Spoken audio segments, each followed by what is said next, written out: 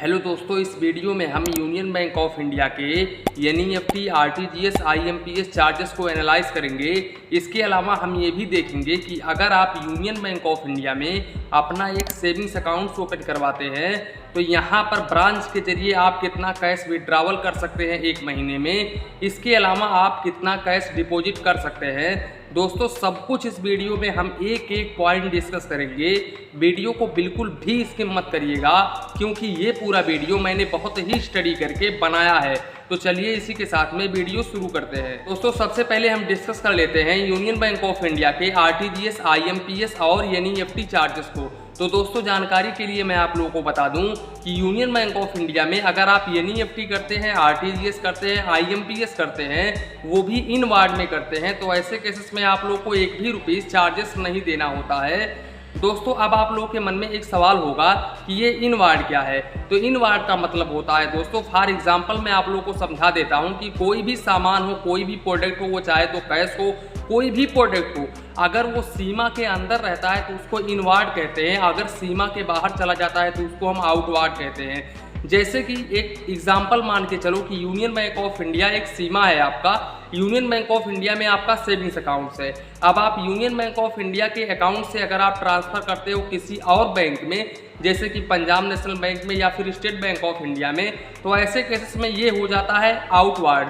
लेकिन अगर आप यूनियन बैंक ऑफ इंडिया के अकाउंट से अगर आप ट्रांसफ़र करते हो यूनियन बैंक ऑफ इंडिया के ओन एक अकाउंट में, यानी कि किसी दूसरे यूनियन बैंक ऑफ इंडिया के अकाउंट में, तो ऐसे केसेस में ये होता है इनवार्ड। तो दोस्तों, इनवार्ड में आप लोगों को कोई भी चार्जेस नहीं देना होता है अगर आप यूनियन बैंक ऑफ इंडिया के अकाउंट में पैसे भेजते हैं तो।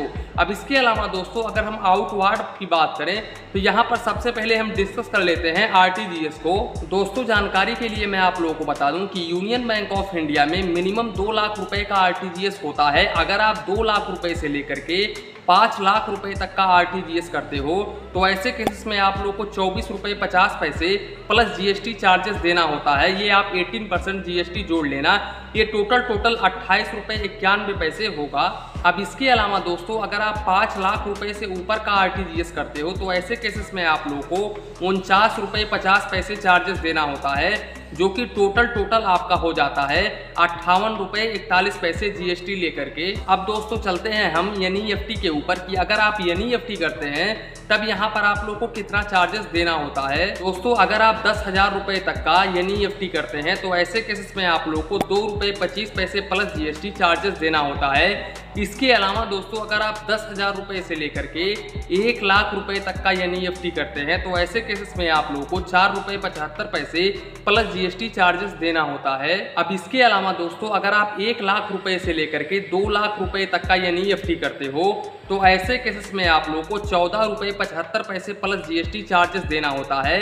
इसके साथ साथ अगर आप 2 लाख रुपए से ऊपर का एनईएफटी करते हो तो ऐसे केसेस में आप लोगों को 24 रुपये 75 पैसे चार्जेस देना होता है प्लस जीएसटी। अब इसके अलावा दोस्तों, अगर हम कैश विड्रॉवल की बात करें तो यहाँ पर आप यूनियन बैंक ऑफ इंडिया के ब्रांच से 5 बार मंथली पैसे निकाल सकते हैं। अगर आप 5 बार से ऊपर पैसे निकालते हैं तब ऐसे केसेस में आप लोगों को 59 रुपये प्लस जीएसटी चार्जेस देना होगा। अब इसके अलावा दोस्तों, अगर हम कैश डिपॉजिट की बात करें तो यहाँ पर आप 3 बार पैसे डिपॉजिट कर सकते हो, लेकिन यहाँ पर आपका मैक्सिमम जो ट्रांजेक्शन है वो 50,000 रुपये से ऊपर नहीं होना चाहिए। इसके अलावा अगर आप लिमिट क्रॉस करते हैं तब यहाँ पर आप लोगों को 1000 के ऊपर, पर 1000 के ऊपर जितना भी 1000 एक्स्ट्रा होगा उसके ऊपर आप लोगों को 1 रुपीज़ प्लस जीएसटी चार्जेस देना होगा और मिनिमम आप लोगों को 50 रुपये प्लस जीएसटी चार्जेस देना होगा। यहाँ पर अगर हम मैक्सिमम चार्जेस की बात करें तो ये करीब 11,000 रुपये के आसपास में जाएगा। तो यहाँ पर 11,800 रुपये जीएसटी लेकर के टोटल आपको चार्जेस देना होगा अगर आप ज़्यादा से ज़्यादा डिपॉजिट करते हैं तो दोस्तों, आप यहाँ पर ध्यान रखें, यहाँ पर आप इनके टर्म कंडीशंस के हिसाब से ही डिपॉजिट करें। दोस्तों, ये मान के चलो कि आप पूरे मंथ में 1.5 लाख रुपए से ऊपर का कैश डिपॉजिट नहीं कर सकते हो। अब दोस्तों, अगर हम आईएमपीएस चार्जेस की बात करें तो जानकारी के लिए मैं आप लोगों को बता दूं कि मैंने यूनियन बैंक ऑफ इंडिया के वेबसाइट पर विजिट किया था और वहाँ पर मैंने इनके सर्विस चार्जेस में देखा जहाँ पर आईएमपीएस का कोई भी उल्लेख नहीं है। आईएमपीएस के बारे में बताया ही नहीं गया है दोस्तों, लेकिन ऊपर से मैंने खबर निकाली है, यहाँ पर गूगल से मैंने सर्च करके निकाली है। यहाँ पर आप लोगों को 1000 रुपीज़ के ऊपर यानी कि 1000 रुपीज़ के ऊपर अगर आप IMPS करते हैं तो ऐसे केसेस में आप लोगों को 5 रुपये 90 पैसे पर ट्रांजैक्शन चार्जेस देना होता है दोस्तों अगर आपको यकीन नहीं है तो वीडियो के डिस्क्रिप्शन में मैंने लिंक दे दिया है, उस लिंक पर आप क्लिक करके यूनियन बैंक ऑफ इंडिया के सर्विस चार्जेस को चेक कर सकते हैं दोस्तों।